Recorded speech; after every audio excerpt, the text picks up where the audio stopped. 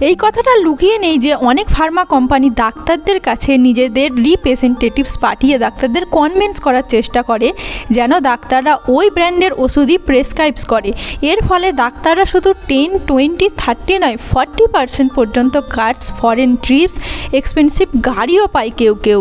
তাই chip medicine তৈরি করে ডাক্তারদের দ্বারা সেটা বিক্রি করে এইসব ফার্মা কোম্পানিরা অনেক টাকা ইনকাম করে নেয়, আর সেই টাকা দিয়ে পলিটিশিয়ান এবং নিজেদের পকেট ভরে।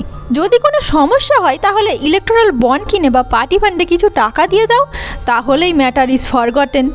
আর এমনটা চলতেই থাকে, কারণ সরকার দেখলো যে যখন কোনো ফার্মা কোম্পানির নামে কোনো দোষ বা কিছু বের হয়, জনতার তাতে কিছু যায় আসে না, না কেউ রেগে যাচ্ছে, না কেউ শক হচ্ছে।